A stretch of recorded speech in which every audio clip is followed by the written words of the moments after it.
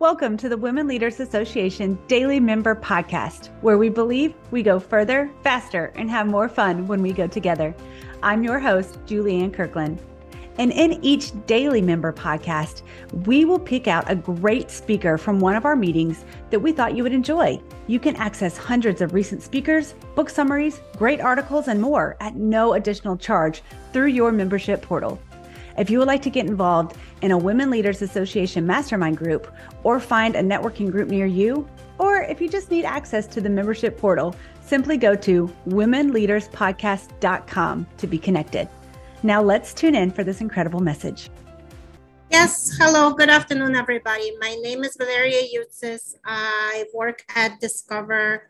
I'm a director of application architecture at Discover. I have been here for 25 years, about all of it in technology. I have started the entry-level developer and I have progressed over the years to the role I am today. I'm currently responsible for all of our card and bank systems at the Discover. All right, thank you so much. If you can just go to the next slide, we will talk a bit about mentoring today. And I think it goes nicely with a little bit of a conversation earlier that Piper presented, right? It is really important that we empower people that work for us and others around us, right? And mentoring is one of those things that help us to lift others. And by lifting others, of course, that makes us happier and makes quality of life better and empowers everybody around us. If you can please go to the next slide. So if we look on some of the statistics around mentoring, we can see that mentoring is extremely important. 97% of individuals with a mentor feel they are highly impactful and valuable. So it is making people feel much better about themselves. 87% of mentors and mentees say that their mentoring relationships make them feel empowered and assist them in developing more prominent sense of confidence in themselves. Really, again, the same statistics for the mentees, right? 76% of people think that mentors are important. Mentees are 5 times more likely to be promoted than those without a mentor. So there's really good for career progression. And it's also good for career progression of the mentors, because as we can see, mentors are 6 times more likely to be promoted compared to their coworkers without any mentees. 89% of individuals mentored would like to pay it forward and would like to mentor somebody in the future. 94% of employees say they would stay at the company longer if there were mentoring and development opportunities, which is of course great for the companies. And 68% of millennials with a mentor intend to stay for the company for more than 5 years, which is really great for millennials because many of them move on, and it is really important to make sure that people stick around. On the flip side, however, if we look at it, we have 63% of women have never had a formal mentor. Only 56 to 71% of organizations have mentoring programs in place. Only 54% of the women have been asked to be a mentor in their careers. And 53% of women mentees felt that they didn't have adequate training to really be in a formal mentoring relationship. So this side of the equation is a little bit concerning. As powerful as mentoring can be, it feels like we underinvest in it. We don't spend enough time on mentoring. So if we can please go to the next slide.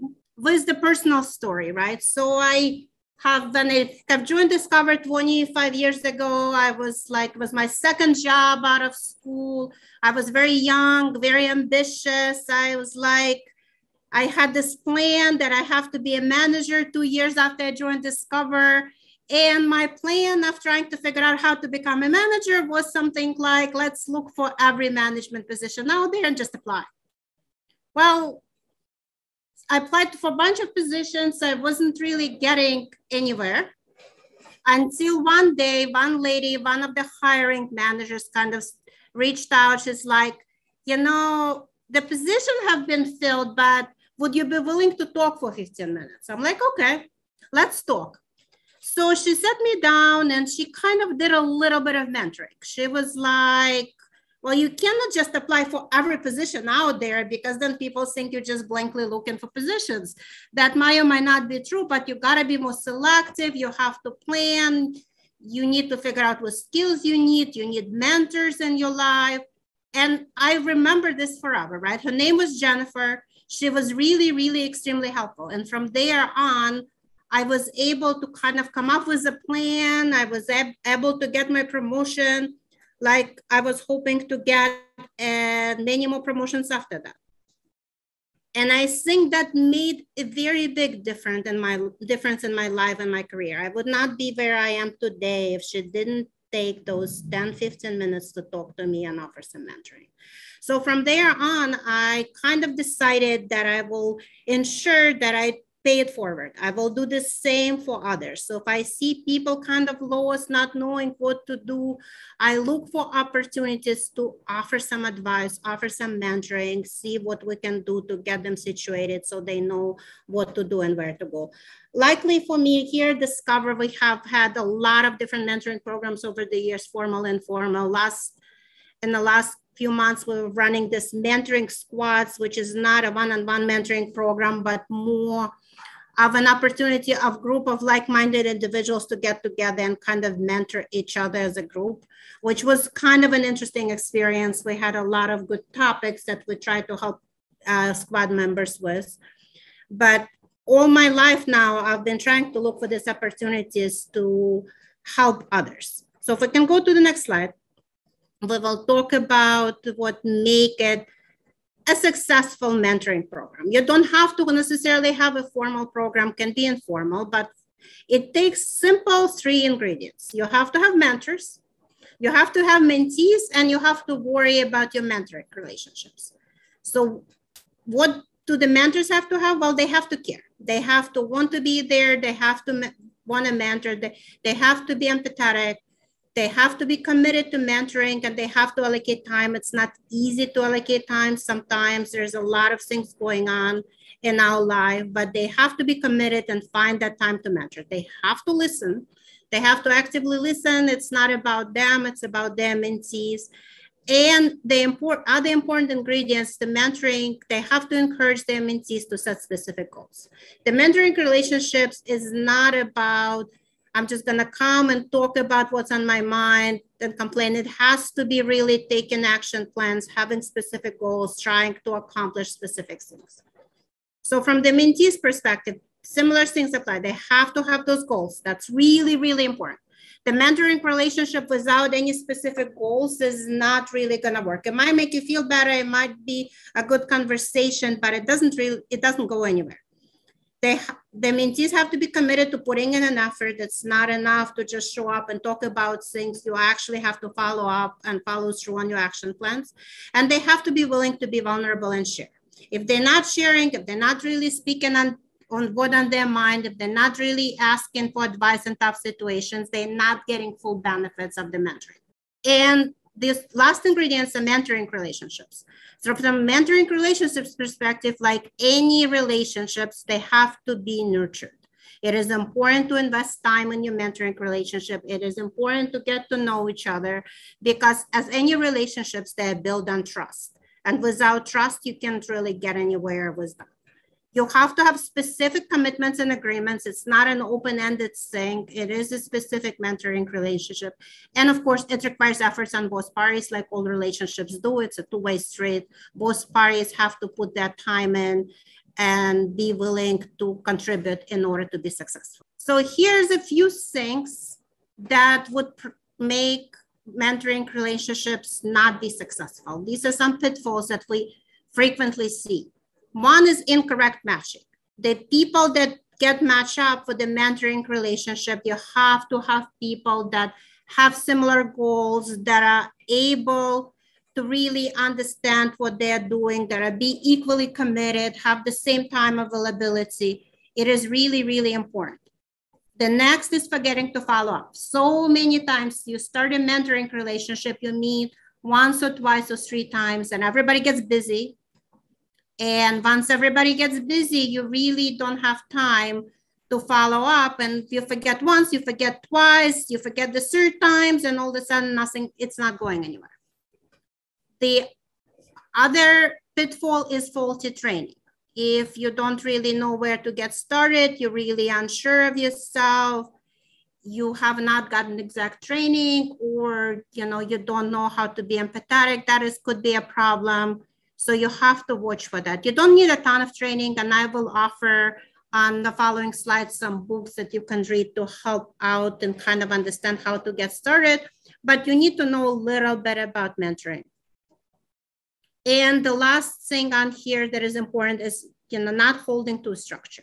Again, mentoring relationships are structured, they're not open-ended. This is not a counseling kind of a session.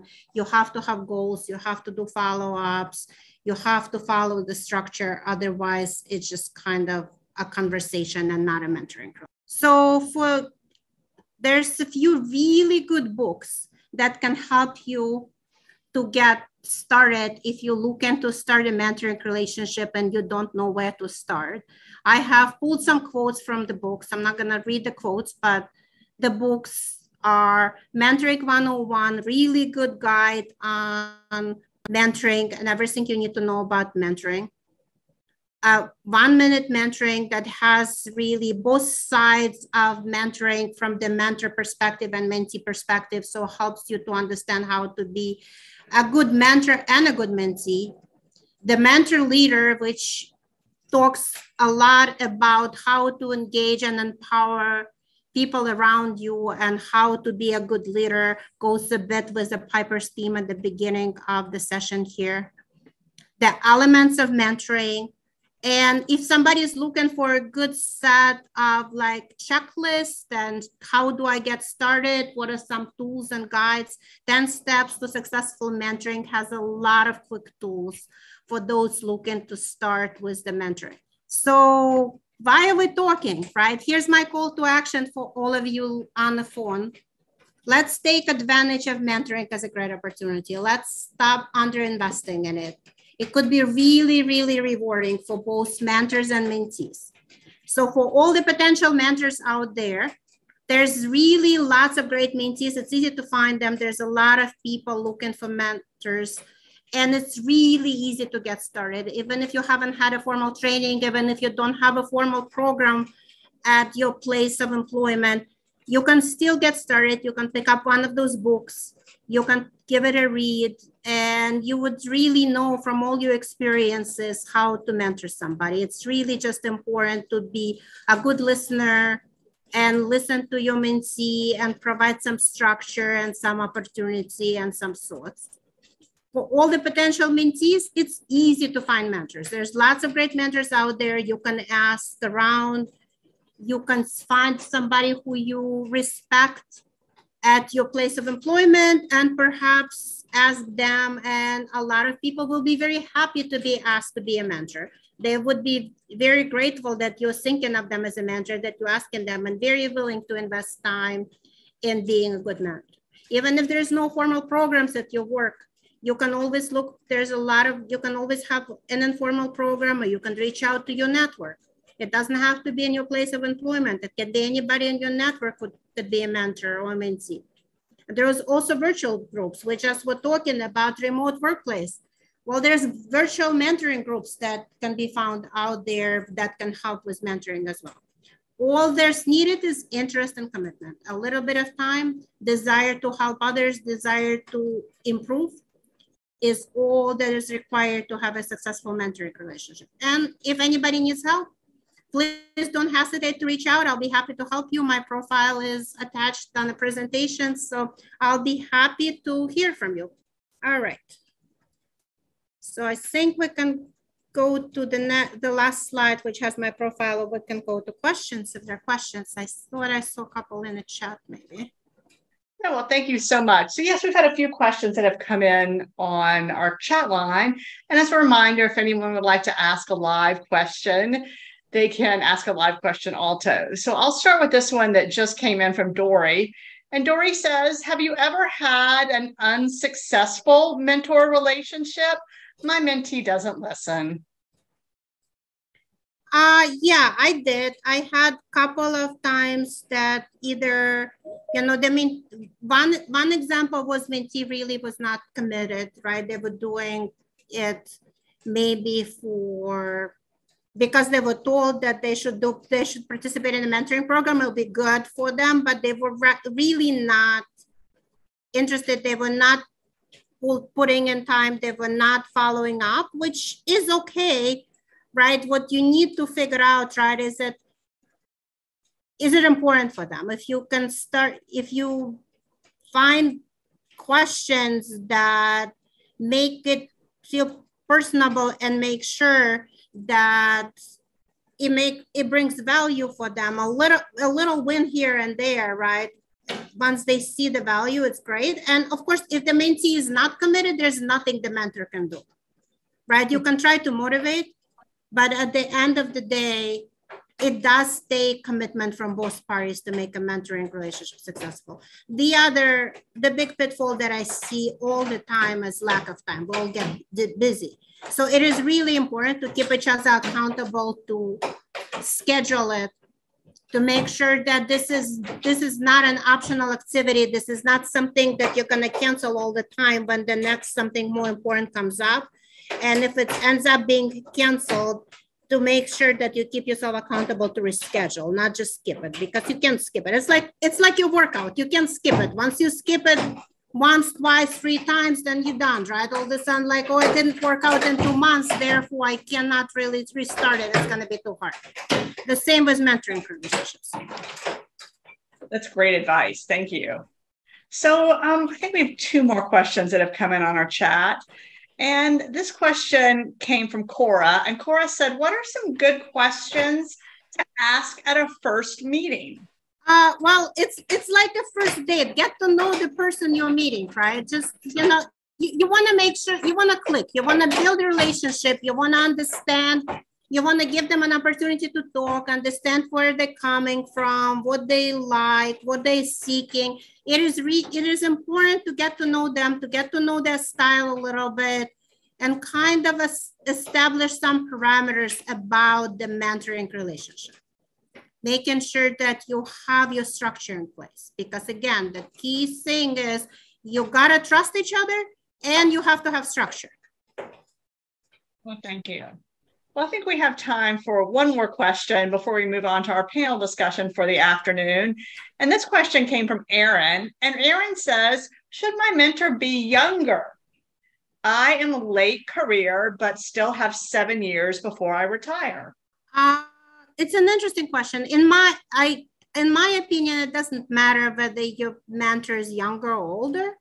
It's not about that, because we all have different perspective and different experiences. Actually, having a mentor, right, that comes from a different perspectives will really help you to see any of your blind spots. So that could be really, really beneficial if they are different. It's all, what's important is that you kind of click, that your relationship works, that you have commitment on both sides to the mentoring relationship.